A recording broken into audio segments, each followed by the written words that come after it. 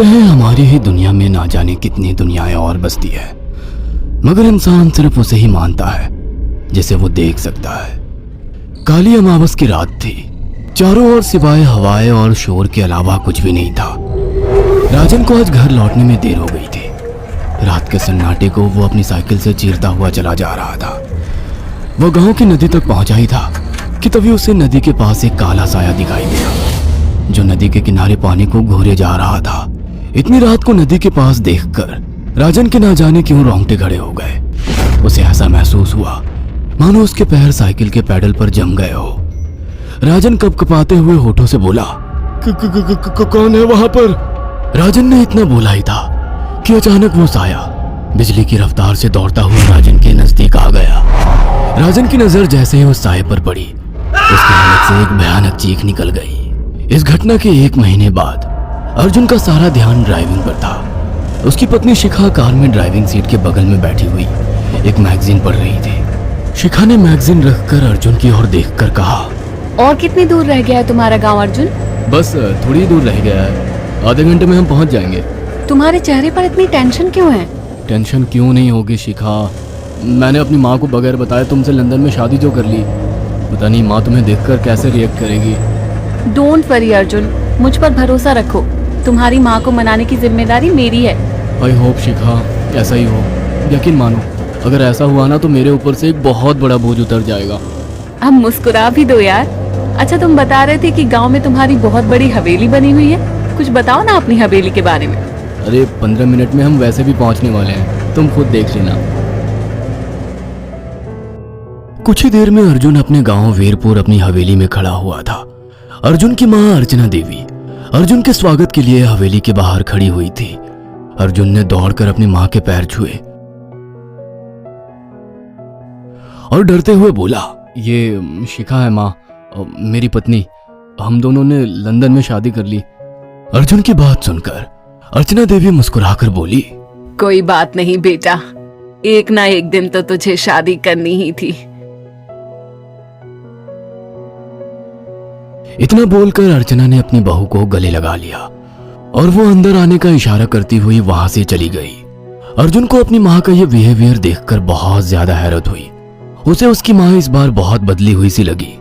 अर्जुन पूरे 10 साल बाद लंदन से आया था। अर्जुन उन्हीं ख्यालों में खोया हुआ था कि उसके कानों में उसकी पत्नी शिखा की आवाज टकराई। अब क्या बाहर ही खड़े रहने का इरादा है क्या? अंदर नहीं चलोगे? कौन से ख्यालों में गुम हो गए? मुझे लगा था माँ को मेरी शादी के बारे में जानकर बुरा लगेगा, मगर माँ को तो जैसे कोई फर्क ही नहीं पड़ा। अजीब आदमी हो, ये तो अच्छी बात है। मुझे मेहनत करने की जरूरत ही नहीं पड़ी। चलो अब अंदर भी चलो। अर्जुन और शिखा अंदर की ओर चले गए। अर्जुन ने देखा कि उसकी हवेली में सन्नाटा पसरा हुआ था। उसे याद था कि उसकी हवेली में बहुत सारे नौकर चाकर हुआ करते थे। डाइनिंग टेबल पर डिनर के दौरान अर्जुन अपनी माँ से जो बोला वो सुन उसकी पत्नी शिखा और रहस्यमय अंदाज में मुस्कुराकर लगातार देखे जा रही थी। माँ, हवेली के सारे नौकर कहाँ गए? मैंने सबको छुट्टी दे दी बेटा। लेकिन क्यों माँ, तुम्हें तो काम करने में बहुत ज्यादा तकलीफ होती होगी। नहीं बेटा, मुझे कोई तकलीफ नहीं होती। कुछ वक्त से मुझे सुकून और सन्नाटा अच्छा लगता है। अर्जुन इससे पहले अपनी माँ से कुछ कहता कि उसकी माँ ने उसे बोलने से रोक दिया। अर्जुन चुपचाप खाना खाने लगा। खाने के बाद अर्जुन और शिखा बेडरूम में चले गए। अर्जुन बेड पर सोच में लेटा हुआ था कि अचानक शिखा अर्जुन से लिपट गई और वासना का तूफान अपने चरम पर पहुंच गया था। अचानक शिखा को दरवाजे पर 2 लाल लाल आंखें दिखाई दिए। उसे ऐसा लगा जैसे कि कोई उसे देख रहा हो। शिखा ने तुरंत बेड से उठकर अपने कपड़े पहन लिए। क्या हुआ शिखा? अर्जुन, मुझे ऐसा लगा जैसे कोई हम दोनों को देख रहा हो। पागल हो गई हो क्या? हवेली में सन्नाटा पसरा हुआ है, एक भी नौकर चाकर नहीं है। तुम्हें वहम हुआ होगा। तुमने तो सारा मूड खराब कर दिया शिखा, अब सो जाओ। उस रात अर्जुन तो गहरी नींद में सो गया, मगर शिखा की आंखों से नींद कोसों दूर थी। अगली सुबह शिखा जल्दी उठकर किचन की ओर चली गई, मगर उसने देखा कि उसकी सास अर्चना नाश्ता तैयार कर चुकी थी। माँ, आपने तकलीफ क्यों की? मुझे बुला लेती आप। शिखा की बात सुनकर उसकी सास अजीब से अंदाज में शिखा की ओर देखने लगी। उनके देखने के अंदाज में पता नहीं ऐसा क्या था कि शिखा को अपने रोंगटे खड़े होते हुए महसूस हुए। अर्चना धीरे धीरे करीब कदमों से शिखा के करीब आकर बोली, कोई बात नहीं बेटी, तुम्हें अब यहीं रहना है। तुम सिर्फ मेरे बेटे के साथ प्यार से रहो और जल्दी से मुझे एक पोता दे दो। काम की चिंता मत करो, वो सब मैं कर लूंगी। कुछ ही दिनों के बाद अर्चना गर्भवती हो गई। उसे हवेली में रहते हुए 6 महीने से ज्यादा वक्त हो चुका था और इन 6 महीनों में उसने नोट किया कि जब से वो गर्भवती हुई है, उसकी सास अचानक से आकर उसके पेट पर हाथ फेरने लगती और अजीब से अंदाज में उसके पेट को घूरने लगती। शिखा ने तंग आकर अर्जुन से कहा, अर्जुन, मुझे तुम्हारी माँ का बिहेवियर बड़ा अजीब लगता है। तुम्हारी माँ जब देखो मेरे पेट पर आकर हाथ फेरती रहती है। अरे माँ को अपने पोते के आने का बेसब्री से इंतजार है शिखा, इसमें अजीब लगने वाली क्या बात है? मैं तुम्हें कैसे समझाऊं? मैंने माँ की आंखों में एक अजीब सी चमक देखी है।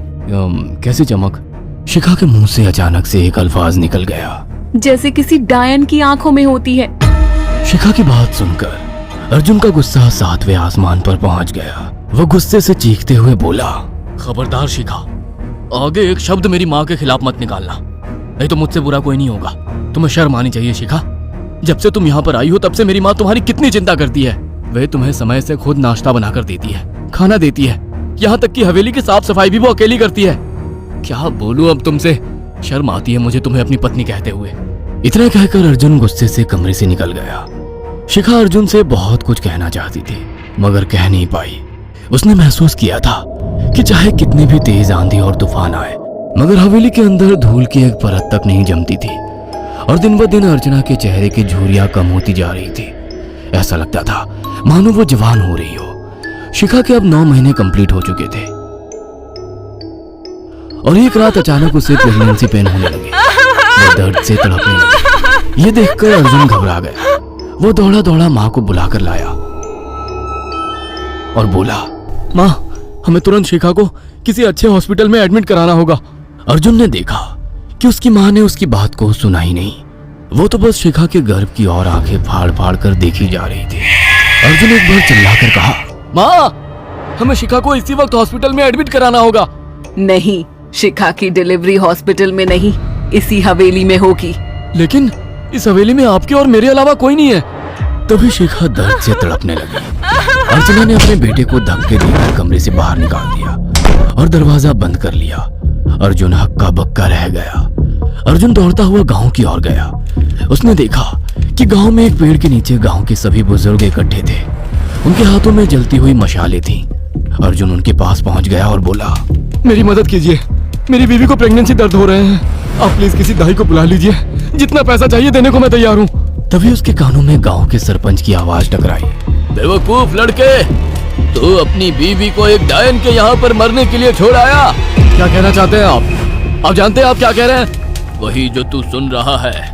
तेरी माँ एक डायन है। इन गांव वालों के हाथों में जो मशाले देख रहा है ना, हम तेरी ही हवेली में आग लगाने जा रहे थे। तेरी माँ ने इस गांव में ना जाने कितने नौजवानों को मार कर खाया है। तेरी माँ एक डायन है। लगता है आपका दिमाग खराब हो गया है। आप जानते भी हैं मैं कौन हूँ? हाँ, मैं जानता हूँ। तू ठाकुर धीरेन्द्र प्रताप का बेटा है। तेरे पिता को शक हो गया था कि तेरी माँ एक डायन है, इसीलिए उन्होंने तुझे हमेशा उससे दूर रखा। पहले तेरी माँ ने तेरे पिता को मारा और धीरे धीरे करके वह हवेली के सारे नौकरों को मार कर खा गई और फिर गांव वालों को भी मारने लगी। और अब तो तेरे होने वाले बच्चे को खाएगी, क्योंकि डायन को नवजात शिशु का मांस खाना बहुत पसंद होता है। अगर मेरी बात पर यकीन नहीं है तो चलकर मेरे साथ तू खुद अपनी आंखों से देख ले। इतना कहकर सरपंच अर्जुन को लेकर हवेली की ओर चल पड़ा। उसके पीछे कई लोग थे जो जलती मशाले पकड़े हुए थे। हवेली के अंदर घुसकर उन्होंने उस कमरे के दरवाजे को तोड़ दिया जहाँ पर शिखा थी। कमरे का मंजर देखकर अर्जुन के रोंगटे खड़े हो गए। उसने देखा कि उसकी माँ एक बेहद भयानक रूप में उसके बच्चे का मांस खा रही थी और उसकी पत्नी शिखा फर्श पर मरी हुई पड़ी थी और पूरा फर्श खून से लाल था। अर्जुन को अपनी आंखों पर यकीन नहीं आ रहा था कि तभी उसकी माँ उसके ऊपर झपटी। सरपंच ने चीखकर कहा, अरे इस डायन को आग लगा दो, जिंदा जला दो इसे और साथ ही इस हवेली को भी। सभी लोगों ने जलती हुई मशाले डायन के ऊपर फेंक दी।